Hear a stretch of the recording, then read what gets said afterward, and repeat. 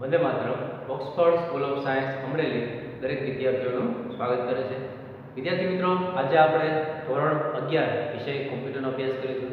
આપ સૌ જાણો છો એ રીતે અત્યારે આપણે ચેપ્ટર નંબર 13 કે જે છે આપણું કોમ્પ્યુટરના તાજેતરના પ્રવાહો અને હાલની ટેકનોલોજી તેનો આપણે અભ્યાસ કરી રહ્યા છીએ।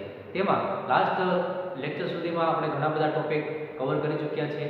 આજના વિડીયો લેક્ચરની શ્રેણીમાં આપણે આજે જોવાનો ટોપિક છે એવો છે સેટેલાઇટ ફોન।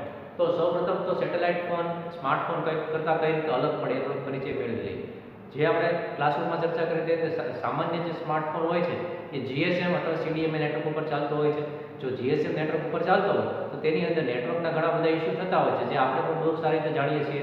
ઘણી વખત આ નેટવર્કના ઇસ્યુના લીધે કોઈ કનેક્ટિવિટી વોઇસ કનેક્ટિવિટી કપાતી હોય છે, ઘણીવાર નેટવર્કના ઇન્ટરનેટના પ્રોબ્લેમ થતા હોય છે। આવી ઘણી બધી મુશ્કેલીઓનો આપણે સામનો કરી રહ્યા હોય છે।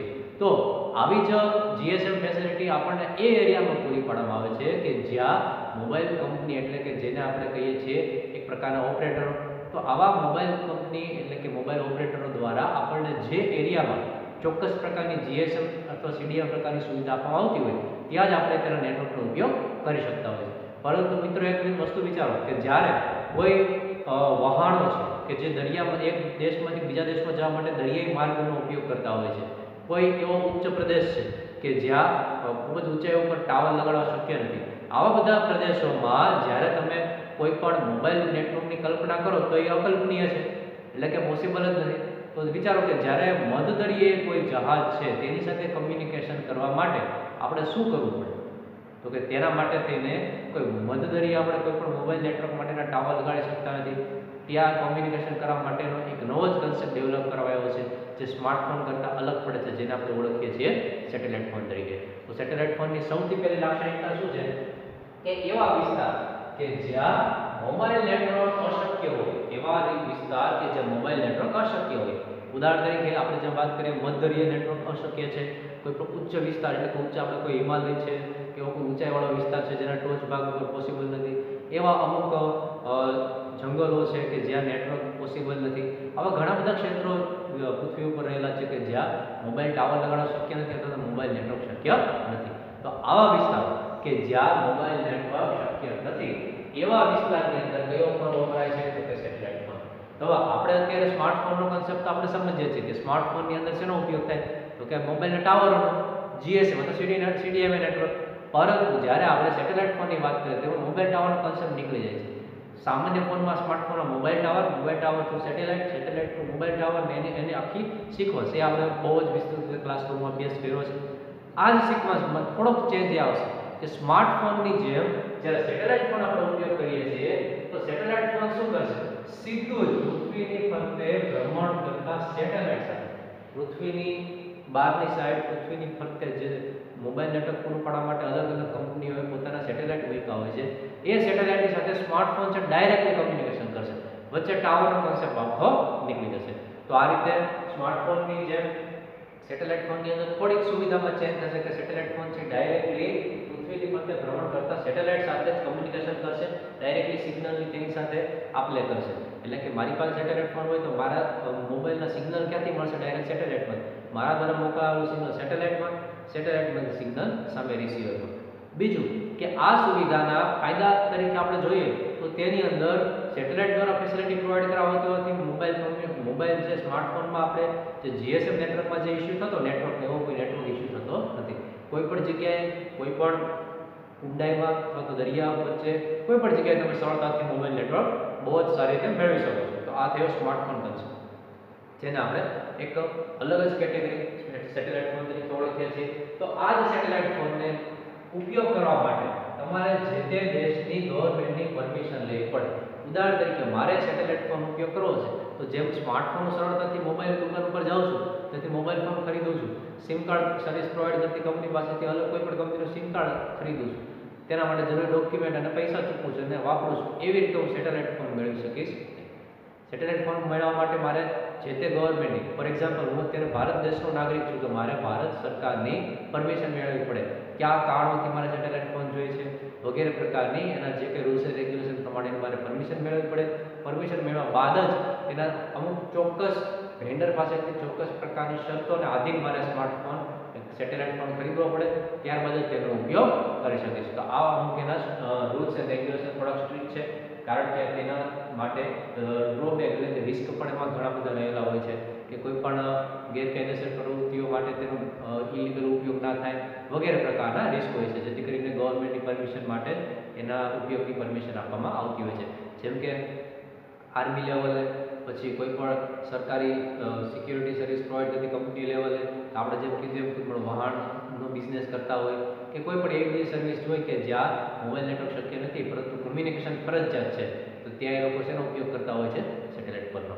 તો આવા સેટેલાઇટ ફોનની સુવિધા આપવા માટે ઘણી બધી કંપનીઓ પ્રખ્યાત છે, જેમ કે એક છે IMSAT અને થુરાઈએ. આ બે કંપની એવી છે કે જે વૈશ્વિક લેવલે સારામાં સારી સેટેલાઇટ ફોન માટેની આખી સગવડ પૂરી પાડતી હોય છે. ઇન્ટરનેશનલ લેવલની કંપનીઓ છે, જેમ કે આપણે સ્માર્ટફોનની અંદર અલગ અલગ સર્વિસ પ્રોવાઈડર હોય, BSNL, Jio, Airtel, Vodafone Idea. આવી જ રીતે સેટેલાઇટ ફોન સર્વિસ પ્રોવાઈડ કરતી આ બે સર્વિસ પ્રોવાઈડર કંપનીઓ છે કે જે આપણને સ્માર્ટફોનની સુવિધા પૂરી પાડશે. હવે જ્યારે સર્વિસ પછી પૂરી પાડવામાં આવે છે, બીજું કે સર્વિસ પ્રોવાઈડરો ઓછા છે, ત્રીજું કે તે માટે તેને સ્પેશિયલ ગવર્મેન્ટની પરમિશન લેવી પડે, આ વગેરે પ્રકારના કારણો હોવાથી સ્માર્ટફોન આ પ્રકારના જે છે કે જેને આપણે સેટેલાઇટ ફોન કહીએ છીએ તેની કિંમત કેવી છે? ખૂબ જ ઓછી, એટલે કે મોંઘા હોય છે, બહુ જ નોમિનલ ચાર્જમાં. જેવી રીતે આપણે સાદા સ્માર્ટફોન એન્ડ્રોઈડ ફોન ખરીદીએ છીએ એટલી પ્રાઇસમાં સ્માર્ટફોનની જેમ સેટેલાઇટ ફોન મળતા નથી. તો વિદ્યાર્થી મિત્રો, આ કન્સેપ્ટ હતો એક આપણે લેટેસ્ટ કન્સેપ્ટ જેને આપણે સેટેલાઇટ ફોન તરીકે ઓળખીએ છીએ. હવે નેક્સ્ટ ટોપિક તરીકે આપણા ચેપ્ટરના મુખ્યત્વે બે ભાગ આપણે પડ્યા. એક હતું મોબાઈલ કમ્પ્યુટિંગ અને બીજું હતું ક્લાઉડ કમ્પ્યુટિંગ. મોબાઈલ કમ્પ્યુટિંગની અંદર mobile network, 2G network, 3G network, 4G network, પછી સ્માર્ટફોન અને ટેબ્લેટ્સ અને છેલ્લે સેટેલાઇટ ફોન, આટલા મુદ્દાઓનો આપણે અભ્યાસ કર્યો. હવે આપણા ચેપ્ટરનો પાર્ટ નંબર 2 કે જેને આપણે કહીએ છીએ ક્લાઉડ કમ્પ્યુટિંગ. તો ક્લાઉડ કમ્પ્યુટિંગનો અભ્યાસ કરીએ. ક્લાઉડ કમ્પ્યુટિંગ એટલે શું? યુઝરને પોતાનો ડેટા સાચવવા માટે, સેવ કરવા માટે, સ્ટોર કરવા માટે થઈને એક પ્રકારની મેમરી સ્ટોરેજની એક ફંક્શનાલિટી આપવામાં આવતી હોય છે. મેમરી સ્ટોરેજ ફંક્શનાલિટી એટલે શું? મોબાઈલ ફોનમાં રહેલી ઇન્ટરનલ મેમરી એ આપણે એક મેમરી સ્ટોરેજ માટેની સુવિધા છે. કમ્પ્યુટર અંદર રહેલી hard disk mobile storage data storage માટેની એક સુવિધા છે. આવી સુવિધાઓને જ્યારે ઓફલાઈનની જગ્યાએ ઓનલાઈન પ્રોવાઈડ કરવામાં આવે એને આપણે કહીએ છીએ ક્લાઉડ કમ્પ્યુટિંગ. ઉદાહરણ તરીકે બેસ્ટ એક્ઝામ્પલ જોવું હોય તો મિત્રો ગૂગલ ડ્રાઈવ. ગૂગલ ડ્રાઈવની અંદર આપણે કોઈ પણ ડેટા, ટેક્સ્ટ સ્વરૂપનો, ઓડિયો, વિડીયો, ઇમેજ સ્વરૂપનો ડેટા ગૂગલ ડ્રાઈવની અંદર આપણે સરળતાથી અપલોડ કરી શકીએ છીએ અને કોઈ પણ સમયે કોઈ પણ જગ્યાએ બેઠા બેઠા આપણે એનો સરળતાથી ડાઉનલોડ કરીને એનો ઉપયોગ પણ કરી શકીએ છીએ. તો આ ઓફલાઈન અને ઓનલાઈનનો ડિફરન્સ. ઓફલાઈન એટલે મારા કમ્પ્યુટરની અંદર મેં કોઈ ડેટા સ્ટોર કરેલો છે, હવે હું અત્યારે ઓફિસે છું અને ડેટા ઘરે પડ્યો છે ઘરના કમ્પ્યુટરમાં, તે ડેટા મારે મેળવવો હોય તો મારે ફરજિયાત રીતે કાં ઘરે જવું પડશે અથવા તો એ કમ્પ્યુટરને એક્સેસ કરવું પડશે. એની જગ્યાએ ઓનલાઈન કન્સેપ્ટનો વિચાર. ગૂગલ ડ્રાઈવની અંદર મેં ડેટા સ્ટોર કરેલો છે તો હું ઘરની જગ્યાએ ઓફિસે આવીશ તેમ છતાં પણ ઓફિસમાં ગૂગલ ડ્રાઈવ ઓપન કરીને એ ડેટાને સરળતાથી મેળવી શકીશ. તો આ અત્યારના સમયનો લેટેસ્ટ કન્સેપ્ટ છે જેને આપણે ક્લાઉડ કમ્પ્યુટિંગ તરીકે ઓળખતા હોય છે. તો આ ક્લાઉડ કમ્પ્યુટિંગની અંદર અત્યારના સમયમાં સૌથી વધુ ઉપયોગ થતો એવો ગૂગલની ફંક્શનાલિટી જેને આપણે ગૂગલ ડ્રાઈવ તરીકે ઓળખતા હોય છે. આ જ રીતે આપણે જ્યારે ઓપરેટિંગ સિસ્ટમ તરીકે ઉબુન્ટુ લિનક્સનો ઉપયોગ કરતા હોય તો આપણે એ પણ જાણવું અગત્યનું છે કે ઉબુન્ટુ લિનક્સ પણ આપણે આ પ્રકારની ક્લાઉડ કમ્પ્યુટિંગ સુવિધા પૂરી પાડે છે કે નહીં. તો કે હા, ઉબુન્ટુની અંદર પણ ઉબુન્ટુ 1 કરીને આવી જે સુવિધા છે કે જે આપણને ક્લાઉડ કમ્પ્યુટિંગની ફંક્શનાલિટી પ્રોવાઈડ કરે છે, જેની મદદથી આપણે ક્લાઉડ કમ્પ્યુટિંગનો સરળતાથી ઉપયોગ કરી શકીએ છીએ. આવા ક્લાઉડ કમ્પ્યુટિંગ કન્સેપ્ટને સામાન્ય રીતે 3 ભાગની અંદર મિત્રો ડિવાઈડ કરવામાં આવે છે. 3 ભાગ આપણા અભ્યાસક્રમમાં છે, તો સરળતાથી 3 ભાગનો પરિચય મેળવીએ. સૌથી પહેલો ભાગ છે તેનો સોફ્ટવેર એઝ અ સર્વિસ. આ ભાગમાં શું કહેવામાં આવે છે? Software as a service. બીજો ભાગ છે ઇન્ફ્રાસ્ટ્રક્ચર એઝ અ સર્વિસ અને ત્રીજો ભાગ છે પ્લેટફોર્મ એઝ અ સર્વિસ. પહેલો ભાગ છે સોફ્ટવેર એઝ અ સર્વિસ. ધંધાકીય એકમ. પહેલો શબ્દ આપ્યો છે ધંધાકીય એકમ. ધંધાકીય એકમ એટલે શું? જે લોકો પોતાના નાના એવા કોઈ પણ પ્લેટફોર્મ માટે, નાના એવા બિઝનેસ માટે થઈને પોતાનું નાનકડું એવું એકમ ચાલુ કરે છે. ઉદાહરણ તરીકે હું કોઈ નાનકડું કારખાનું ચાલુ કરું તે મારો એક ધંધાકીય એકમ થયો. કોઈ વ્યક્તિ છે જીનિંગ મિલ ચાલુ કરે તે ધંધાકીય એકમ થયો. તો આવા અલગ અલગ ધંધાકીય એકમો માટે જે લોકો પોતાના નાના એવા બિઝનેસ ચલાવતા હોય એ લોકો પોતાના સોફ્ટવેર તૈયાર કરવાને બદલે, એટલે કે આવા ક્લાઉડ કમ્પ્યુટિંગ રિલેટેડ કોઈ પણ પોતાના આખા એક નવા પોતાના ઓછા યુઝ માટે થઈને મોટું એક સોફ્ટવેર તૈયાર કરવું એ બહુ મોંઘું પડી જાય. ઉદાહરણ તરીકે હું એવું ઈચ્છું કે હું ગૂગલ ડ્રાઈવ જેવી આખી ફંક્શનાલિટી ક્રિએટ કરું તો એ મારા માટે બહુ જ કોસ્ટલી થઈ જાય. જ્યારે મારે એટલો બધો ઉપયોગ હોતો નથી. તો ધંધાકીય એકમ ધરાવતો વ્યક્તિ હોઉં તો હું શું વિચારું કે આવી આખી ફંક્શનાલિટી ક્રિએટ કરવી એની જગ્યાએ આવી સર્વિસ પ્રોવાઈડ કરતી જે કંપનીઓ છે તેની પાસેથી હું આ સર્વિસ રેન્ટ ઉપર લઈશ, ભાડે લઈશ, એટલે કે તેને ચાર્જ ચૂકવીશ. તેના બદલામાં એ મને સુવિધા આપશે અને આ ક્લાઉડ કમ્પ્યુટિંગનો હું ઉપયોગ કરી શકીશ. તો આ પેલો કન્સેપ્ટ છે સોફ્ટવેર એઝ અ સર્વિસ, જેની અંદર ધંધાકીય એકમો ધરાવતા જે કંઈ આવા એકમો છે એ પોતાના સોફ્ટવેર તૈયાર કરવાને બદલે ક્લાઉડ કમ્પ્યુટિંગ સેવાઓ પ્રદાન કરતી કંપની પાસેથી આ સુવિધા ચાર્જ ચૂકવીને મેળવે છે. એટલે કે તેના માટે થઈને જે ચોક્કસ પૈસા ચૂકવવાને પૈસા ચૂકવી દે, સામે સુવિધા પણ એ લોકો આવી ક્લાઉડ કમ્પ્યુટિંગ સુવિધા પૂરી પાડતી કંપનીઓ ચાર્જ લઈને આવી સુવિધાઓ પૂરી પાડતી હોય છે, જેથી કરીને બંનેની સુવિધાઓ સચવાય છે. ક્લાઉડ કમ્પ્યુટિંગ માટે જે કંપનીઓ હોય છે તે પોતાની પાસે રહેલી ફંક્શનાલિટી છે એ લોકોને, એટલે કે આ ધંધાકીય એકમો ધરાવતા કોઈ પણ વ્યક્તિને રેન્ટ ઉપર આપે છે. સામો એવો કોઈ પર્સન છે જે નાનો એવો બિઝનેસ પોર્ટલ ધરાવે છે, તો એ આ કંપનીના રેન્ટ પાસેથી લીધેલી સુવિધાનો પોતાના લિમિટેડ ઉપયોગ માટે ઉપયોગ કરી શકે, જેથી કરીને બંને માટે ફાયદારૂપ છે. આવો પહેલી એવી સુવિધા છે જેને આપણે સોફ્ટવેર એઝ અ સર્વિસ કહીએ છીએ.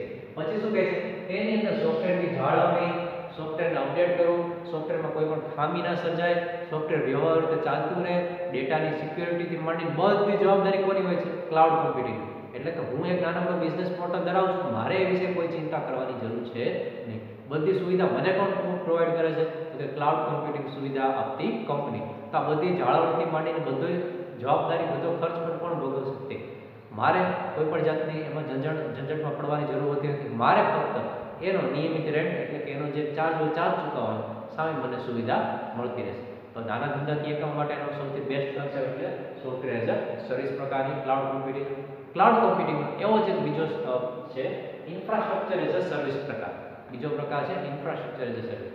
અહીંયા આપણે શું કહ્યું, ફક્ત ક્લાઉડ કમ્પ્યુટિંગ એટલે કે ઓનલાઈન સ્પેસ માટે આપણે એની પાસેથી રેન્ટ ઉપર લીધું. જ્યારે અહીંયા શું કરે છે, ઇન્ફ્રાસ્ટ્રક્ચરથી માંડી બધું, એટલે કે ક્લાઉડ કમ્પ્યુટિંગ પ્રોવાઈડ કરતી જે કંપનીઓ છે એ આપણે બધું જ ઇન્ફ્રાસ્ટ્રક્ચર પ્રોવાઈડ કરશે. બધું ઇન્ફ્રાસ્ટ્રક્ચર એટલે network, hardware, software, LAN, cloud computing બધું જ. મારે કોઈ પણ જાતનું ઇન્વેસ્ટમેન્ટ કરવાનું હોતું નથી. બધી ફંક્શનાલિટી મને એ પ્રોવાઈડ કરશે.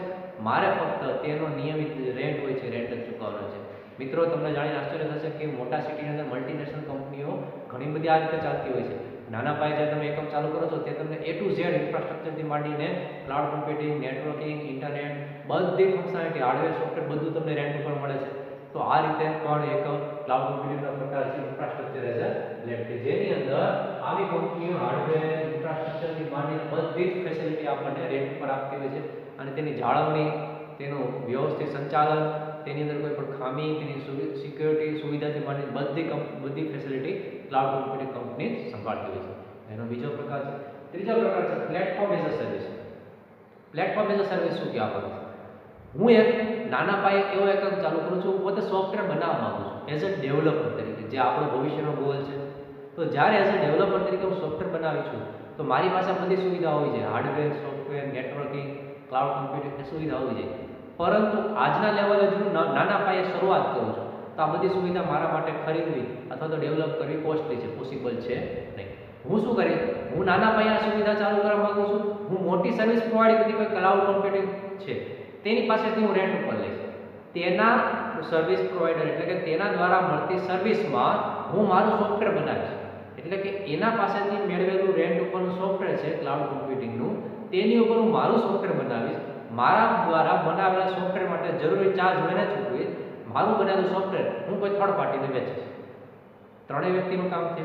તો આ પ્રકારની સુવિધા પૂરી પાડતી આપણી પાસે ક્લાઉડ કમ્પ્યુટિંગની એક ટાઈપ છે, જેને આપણે કહીએ છીએ પ્લેટફોર્મ એઝ અ સર્વિસ, કે જેની અંદર કોઈ નાના પાયે કોઈ કંપની ચાલુ કરવા માંગતો હોય તો તેને ઓછા ચાર્જમાં, ઓછા રેન્ટમાં દરેક ફંક્શનાલિટી પ્રોવાઈડ કરવામાં આવે છે. પોતાનું સોફ્ટવેર એ ઓલરેડી ક્લાઉડ કમ્પ્યુટિંગ સુવિધાઓ પૂરી પાડતી કંપનીઓ પાસેથી તૈયાર બધી ઇન્ફ્રાસ્ટ્રક્ચર, બધી હાર્ડવેર, સોફ્ટવેર ફંક્શનાલિટી મેળવીને પોતાનું પ્રોડક્શન મેળવી બીજાને વેચી પોતે કમાણી, નફો મેળવી શકતા હોય છે. તો આ પ્રકારે ત્રીજો પ્રકાર છે કે જેને આપણે ક્લાઉડ કમ્પ્યુટિંગના પ્લેટફોર્મ એઝ અ સર્વિસીસ માટે ઓળખતા હોય છે.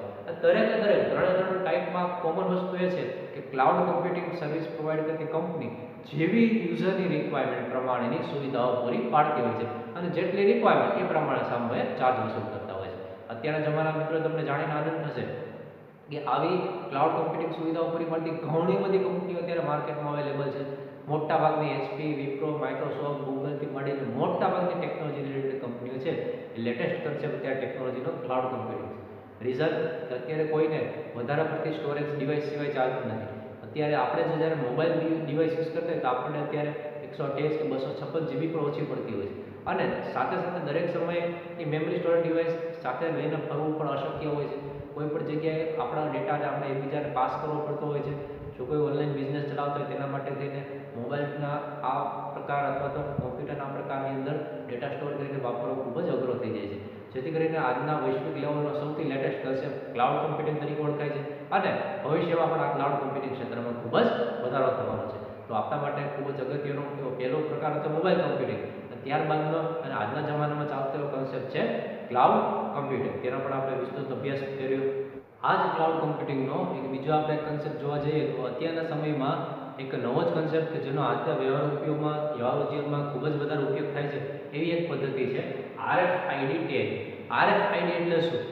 તો કે રેડિયો ફ્રીક્વન્સી આઇડેન્ટિફિકેશન પ્રકારની એક ડિવાઇસ અથવા તો એવી એક પદ્ધતિ કે જેની મદદથી આપણે રેડિયો ફ્રીક્વન્સી તરંગોનો ઉપયોગ કરીને કોઈ પણ વસ્તુની પરખ મેળવી શકીએ. તો સૌપ્રથમ તો મિત્રો આપણે રેડિયો ફ્રીક્વન્સી એટલે શું એના વિશે આપણે ક્લાસરૂમમાં સારી એવી ચર્ચા કરી હતી. અલગ અલગ પ્રકારના જે તરંગો હોય છે, અલગ અલગ પ્રકારના વેવ્સ હોય છે, તે તરંગ લંબાઈ ઉપરથી એટલે કે વેવલેન્થ ઉપરથી આપણે એને અલગ અલગ ભાગમાં ડિવાઈડ કરતા હોય છે, જેને આપણે સારી રીતે જાણકારી મેળવી ચૂક્યા છીએ. તો આ રેડિયો ફ્રીક્વન્સીનો ઉપયોગ કરીને એક પ્રકારની આખી ટેગ વ્યવસ્થા વિકસાવવામાં આવી હોય છે કે જેને આપણે શું કહીએ છીએ RFID ટેગ પ્રકારની વ્યવસ્થા. તેના મુખ્ય 3 પ્રકારો છે. તેની અંદર એ RFID ટેગને મુખ્ય 3 ભાગમાં ડિવાઈડ કરવામાં આવે છે. પહેલો ભાગ છે તેનો એન્ટેના, પછી બીજો ભાગ છે ટ્રાન્સીવર, ત્રીજો ભાગ છે ટ્રાન્સપોર્ટર. એન્ટેના, ટ્રાન્સીવર અને ત્રીજો છે ટ્રાન્સપોર્ટર. ત્રણે ભાગનું કાર્ય શું છે વિસ્તૃત રીતે જોઈએ. સૌપ્રથમ એન્ટેના. એન્ટેના શું કરે છે? આજુબાજુના ટૂંકા અંતરમાં રેડિયો ફ્રીક્વન્સી સંકેતોને ઉત્પન્ન કરવાનું કામ કરે છે. એન્ટેનાનું કામ શું છે?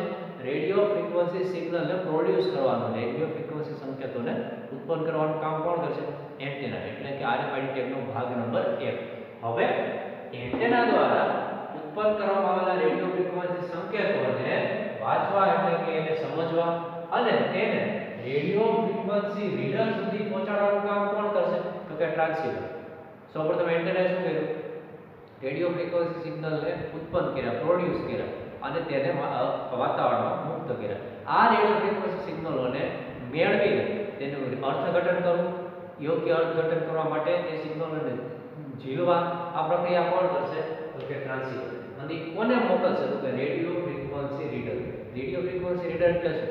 એવી એક રચના, એવી એક ડિવાઇસ કે જે રેડિયો ફ્રીક્વન્સી તરંગોને વાંચી શકે, સમજી શકે, તે માહિતીનું અર્થઘટન કરી શકે. એને આપણે શું કહીએ છીએ? Radio frequency reader. ત્યારબાદનો ત્રીજો ઘટક છે ટ્રાન્સપોર્ટર. ટ્રાન્સપોર્ટર એટલે શું છે? જેને આપણે RFID ટેગ તરીકે ઓળખીએ છીએ, જેનો આ ત્રીજો પ્રકાર આપણે કહીએ ટ્રાન્સપોર્ટર. ટ્રાન્સપોર્ટર એટલે એવા એક પ્રકારની ટેગ કે જે સામાન્ય રીતે સ્ટીકર સ્વરૂપે હોઈ શકે અથવા તો બેલ્ટ સ્વરૂપે હોઈ શકે વગેરે સ્વરૂપે, જેને આપણે ટેગ કહીએ છીએ, RFID ટેગ, કે જે આપણા RFID નો ત્રીજો ભાગ છે. સૌથી પહેલો ભાગ એન્ટેના કે જેનું કામ છે રેડિયો ફ્રીક્વન્સી સિગ્નલોને પ્રોડ્યુસ કરવા અને મુક્ત કરવા. બીજો ભાગ છે ટ્રાન્સીવર, જે રેડિયો ફ્રીક્વન્સી સિગ્નલને કેચ કરશે અને રેડિયો ફ્રીક્વન્સી રીડર દ્વારા તેનું અર્થઘટન કરશે. RFID ટેગ ત્રીજો, જેને આપણે કહીએ છીએ ટ્રાન્સપોર્ટર, કે જે એક પ્રકારની સ્ટીકર સ્વરૂપની અથવા તો બેલ્ટ સ્વરૂપની એવી કોઈ રચના હોય છે અથવા તો નાનકડી માઇક્રોચિપ સ્વરૂપની રચના હોય કે જેની અંદર ખૂબ જ ઓછા પ્રમાણમાં પરંતુ મહત્વનો ડેટા આપણે સ્ટોર કરી શકતા હોઈએ. આ પ્રકારની માઇક્રોચિપ સ્વરૂપની રજૂઆત જે શેની અંદર હોય છે? ટ્રાન્સપોર્ટરની અંદર. એટલે કે આ ચિપની અંદર શું હોય? એક પ્રકારની પ્રોગ્રામેબલ, એટલે કે જેની અંદર ચોક્કસ પ્રકારની માહિતી લખેલી હોય, ચોક્કસ પ્રકારના પ્રોગ્રામેબલ પ્રકારની ઇન્ફોર્મેશન એની અંદર દાખલ કરવામાં આવી એક માઇક્રોચિપ, જેને આપણે RFID ટેગ તરીકે ઓળખીએ છીએ. તો આ સ્વરૂપે RFID ને આપણે 3 ભાગમાં ડિવાઈડ કરી શકીએ. ત્રણેયનું અલગ અલગ કાર્ય હોય છે. હવે આ જે ભાગ છે ત્રીજો, RFID ટેગ, એ આપણા માટે અગત્યનો છે. આપણે કોઈ પણ વસ્તુ હોય, કોઈ પણ પ્રાણી હોય, પશુ હોય, પક્ષી હોય, તેની ઉપર આપણે કે RFID ટેગ એટલે કે ચિપ આપણે લગાડતા હોય છે. કાંઈ સ્ટીકર સ્વરૂપની હોય કે અલગ અલગ સ્વરૂપ. ત્યારબાદ તેમાંથી પ્રોડ્યુસ થતા સિગ્નલો, જેને આપણે કેચ કરીને આપણે એને સરળતાથી અભ્યાસ કરી શકીશું. તો આ એક પ્રકારની ચિપ. આ ટેગની મદદથી શું થશે? ડેટાનું પ્રસારણ થાય અને એ જે પ્રસારિત થયેલો ડેટા છે એ એન્ટેના દ્વારા મેળવવામાં આવે છે. જે માઇક્રોચિપમાં રહેલી માહિતીને પ્રોડ્યુસ કરેલી માહિતીને ચોક્કસ પ્રમાણમાં આપણા સુધી પહોંચાડે. એટલે કે સામાન્ય રીતે RFID ટેગનું આપણે એક્ઝામ્પલ લેવા જઈએ તો સૌથી બેસ્ટ એક્ઝામ્પલ આપણે મિત્રો જોઈએ છે કે સુપર મોલમાં આપણે કોઈ પણ સુપર માર્કેટમાં જઈએ ત્યારે RFID ટેગ લગાડેલી વસ્તુ હોય છે, એટલે કે તેની અંદર આપણે જ્યારે કોઈ પણ બિલ બનાવવા માટે છે ક્યુમાં લાઈનમાં ઊભા હોઈએ છીએ ત્યારે એ લોકો પોતાનો RFID ટેગ રીડર જેને આપણે ટેગ રીડર કહી શકીએ છીએ તેની મદદથી RFID ટેગ ઉપર ચોક્કસ પ્રકારની ઇલેક્ટ્રોમેગ્નેટિક સિગ્નલ એપ્લાય કરે છે, જેથી કરીને એ RFID ટેગમાં રહેલી બધી માહિતી જેમ કે પ્રોડક્ટનું નામ, પ્રોડક્ટ માટેની કંપની, પ્રોડક્ટની ક્વોન્ટિટી, પ્રોડક્ટની ક્વોલિટી, પ્રોડક્ટની મેન્યુફેક્ચર એક્સપાયરી ડેટ, વેટ, તેનું MRPથી માંડીને બધી વસ્તુ આપણને તેની અંદર જોવા મળતી હોય છે. તો આ વસ્તુ શેના આધારે જોવા મળે છે? RFID ટેગમાં રહેલી આ જે માઇક્રોચિપ છે એ માઇક્રોચિપમાં આ પ્રકારની માહિતી પહેલેથી દાખલ કરેલી હોય છે, જેથી કરીને આપણને સરળતાથી જોવા મળતી હોય છે. તો આ પ્રકારે RFID ટેગની અંદર આપણે માહિતીને સ્ટોર કરી શકીએ છીએ. અત્યારના જમાનામાં મોટાભાગના ઘણા બધા જે ઉપયોગી જે એકમો હોય છે જેને આપણે પ્રોડક્શન હાઉસ કહી શકીએ, દરેક જગ્યાએ RFID ટેગનો સૌથી વધારે ઉપયોગ થાય છે. કોઈ પણ પ્રોડક્ટમાં RFID ટેગ વધારે લગાડવામાં આવતો હોય છે, જેથી કરીને પ્રોડક્ટની ક્વોન્ટિટીથી માંડીને તેનો સ્ટોક મેનેજમેન્ટ કરી શકાય. ત્યારબાદ કેટલી પ્રોડક્ટનું વેચાણ થયું છે, પ્રોડક્ટની કોઈ પણ મિસયુઝ ના થાય, એટલે કે ચોરી ના થાય, કોઈ પણ પ્રોડક્ટને કોઈ પણ રીતે ડિસ્ટ્રોય કરવામાં ના, વગેરે પ્રકારના ઘણા બધા એના ફાયદા હોવાથી આજના સમયમાં સૌથી વધારે RFID ટેગનો ઉપયોગ થતો હોય છે. એવો જ એક ઉપયોગ આપણે જોઈએ છીએ કે બેઇજિંગ ઓલિમ્પિક, ચીનની અંદર બેઇજિંગ તેનું પાટનગર છે, આપણે બધા જાણીએ છીએ. તેની અંદર 2008ની સાલમાં ઓલિમ્પિકનું આયોજન થયું. તો એ વખતના ઓલિમ્પિકની અંદર બીજી બધી વિષય વસ્તુ આપણે સાઈડમાં રાખીને આપણા પોઈન્ટ ઓફ વ્યૂ જો આપણે જોવા જઈએ તો એની અંદર RFID ટેગનો સૌથી વધારે ઉપયોગ થયો હતો. કઈ રીતે? તો કે ટિકિટ વિતરણ વ્યવસ્થા. દરેક ટિકિટની અંદર એ લોકોએ RFID ટેગ સિસ્ટમ રાખી હતી, જેથી કરીને જ્યારે પ્રેક્ષકોને એન્ટ્રી આપવાનો સમય આવે સ્ટેડિયમમાં તો વધારે પડતો ધસારો ના થાય અને RFID ટેગ ઉપરથી એ ટિકિટને સરળતાથી ઓળખી શકાય કે આ વ્યક્તિની ટિકિટ છે, આ વ્યક્તિની ડિટેલથી માંડીને બધી વસ્તુ તેની અંદર સ્ટોર થઈ. તો ટિકિટ વિતરણ વ્યવસ્થામાં એ લોકોએ RFID ટેગનો ઉપયોગ કર્યો હતો, જે ખૂબ જ એ લોકોને ફાયદાકારક રહ્યું. ત્યારબાદ એ જ ટિકિટ વિતરણ વ્યવસ્થા RFID ટેગ હોવાથી એ વ્યક્તિ કઈ હોટલમાં રોકાયેલો છે, તેને કયું ફૂડ આપવામાં આવ્યું છે, તેને દિવસમાં કેટલું ફૂડ આપવામાં આવ્યું છે, ફૂડ મેનેજમેન્ટ સિસ્ટમ પ્લસ એ કયા જગ્યાએ ટ્રાવેલિંગ કરે છે, ત્યારબાદ એ આખા દિવસમાં કઈ કઈ જગ્યાએ ફરવા જાય છે, તેને કઈ કઈ પ્રકારની મેડિકલ સુવિધા અપાવે છે, બધી વસ્તુ RFID ટેગ ઉપરથી એ લોકોએ બેઇજિંગ ઓલિમ્પિક 2008માં જ્યારે આયોજન કરવામાં આવ્યું તેની અંદર આ વસ્તુને ખૂબ જ સારી રીતે એ લોકોએ ઇન્ક્લુડ કરી હતી. આ એના ફાયદો એ થયો કે તેની વ્યવસ્થામાં કોઈ પણ જાતની ખામીઓ ના સર્જાણે. RFID ટેગની મદદથી કોઈ પણ વ્યક્તિને આઈડેન્ટિફાઈ કરવો, કોઈ પણ વ્યક્તિની માહિતી મેળવવી, વધારે પડતી કોઈ પણ જગ્યાએ ટ્રાફિક ન થાય, દરેક સમસ્યાઓનું નિરાકરણ એ લોકો RFID ટેગ એટલે કે જેને આપણે રેડિયો ફ્રીક્વન્સી ટેગ કહી શકીએ તેના મદદથી લાવ્યા હતા. આ એક બહુ જ મોટા પ્રમાણમાં અને સક્સેસ ગયેલું એનું એક એક્ઝામ્પલ છે બેઝિક ઓલિમ્પિક 2008. ત્યારબાદ બીજો ઉપયોગ આવ્યો છે કોઈ પણ પશુઓની ઓળખ. આપણું લોકલ ઉદાહરણ લાવવા છે તો ગીરના આપણે જંગલમાં જતા હોઈએ તો દરેક પ્રાણીઓને એટલે કે મોટાભાગે સિંહને એક RFID ટેગ વાળો રેડિયો કોલર પહેરાવવામાં આવતો હોય છે કે જેનું મુખ્ય હેતુ શું હોય છે? તેમાંથી ઉત્પન્ન થતી ચોક્કસ રેડિયો ફ્રીક્વન્સીના આધારે કોઈ પણ પશુઓનું પ્રાણીઓનું ચોક્કસ લોકેશન જાણી શકાય, તેની ગતિવિધિ ઉપર નજર રાખી શકાય, તેની આરોગ્યની માહિતી મેળવી શકાય. જો તેનામાં કોઈ પણ રોગ ઉત્પન્ન થયો છે, કોઈ પણ જાતની તેમાં ખામી સર્જાણી છે તો આપણે એને સરળતાથી ઓળખી શકીએ. તો આવી રીતે પશુ પક્ષીઓની એટલે કે કોઈ પણ પ્રાણીઓની માહિતી મેળવવા માટે પણ RFID ટેગનો બહુ સરળતાથી ઉપયોગ થતો હોય છે. ત્રીજો જે ઉપયોગ આપ્યો છે આપણને લાઇબ્રેરી મેનેજમેન્ટ સિસ્ટમ. જ્યારે કોઈ મોટા પાયે કોઈ પણ સંસ્થાની અથવા તો જાહેર લાઇબ્રેરી હોય છે તેની અંદર કોઈ પણ એક જ ચોક્કસ પ્રકારના પુસ્તકને મેળવવા માટે ત્યારે આપણે સમગ્ર લાઇબ્રેરી ફરવું ના પડે, તેના માટે તેને દરેક પુસ્તક ઉપર એક સ્ટીકર સ્વરૂપે RFID ટેગ લગાડી દેવામાં આવે. જેથી કરીને શું થશે? કોઈ પણ ચોક્કસ પ્રકારની માહિતીનું મારે પુસ્તક જોઈએ છે તો હું લાઇબ્રેરી સંભાળતા વ્યક્તિ પાસે જઈને એ ચોક્કસ RFID ટેગ ઉપરથી માહિતી મેળવીને કઈ જગ્યાએ પુસ્તક છે અને પુસ્તકમાં કઈ કઈ માહિતી મને મળશે દરેક માહિતીઓ સરળતાથી મેળવી શકશે. આ ઉપરાંત કોઈ પણ પુસ્તકની ચોરી ના થાય, કોઈ પણ પુસ્તકને હાનિ ના પહોંચે વગેરે પ્રકારની પણ દેખરેખ આપણે લાઇબ્રેરી મેનેજમેન્ટ સિસ્ટમમાં RFID ટેગ વડે સરળતાથી રાખી શકતા હોય છે. આની પછીનો ઉપયોગ અને અત્યારના સમયમાં સૌથી અગત્યનો ઉપયોગ છે શોપિંગ મોલમાં. એટલે કે કોઈ પણ મોટા મોલમાં માર્કેટમાં તમે જતા હો છો તે દરેક પ્રોડક્ટ ઉપર નાનામાં નાની એક તમે બોલપેનથી માંડીને કોઈ પણ મોટી પ્રોડક્ટ ખરીદો દરેક ઉપર RFID ટેગ લગાડેલો હોય છે. જેથી કરીને કોઈ પણ વ્યક્તિ કઈ પ્રોડક્ટ ખરીદે છે, કેટલી પ્રોડક્ટ આજના દિવસમાં વેચાણી, સ્ટોક મેનેજમેન્ટ કરવું, ત્યારબાદ એ પ્રોડક્ટનું ચોક્કસ પ્રમાણમાં બિલ ચૂકવવાનું થાય, કોઈ પણ વ્યક્તિ બિલ ચૂક્યા વગર કે પ્રોડક્ટ લઈને ડાયરેક્ટ નીકળી ના જાય, આ પ્રકારની દરેક વ્યવસ્થા RFID ટેગની મદદથી આપણે સાચવી શકતા હોય છે, તેનું ખૂબ જ સરળતાથી સંચાલન કરી શકતા હોય છે.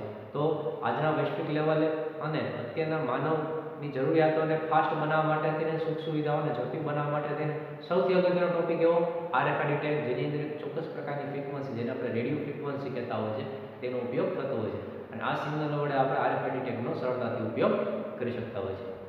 તો વિદ્યાર્થી મિત્રો, આજના વિડીયો લેક્ચરમાં આપણે ઘણી બધી cloud computing, satellite phone, RFID ટેગની વિસ્તૃત માહિતી મેળવી. નેક્સ્ટ વિડીયો લેક્ચરમાં નવા ટોપિક સાથે ફરીવાર મળીશું. ત્યાં સુધી આજના વિડીયો લેક્ચરને પૂર્ણાહુતિ આપીએ. દરેક વિદ્યાર્થીઓનો આભાર.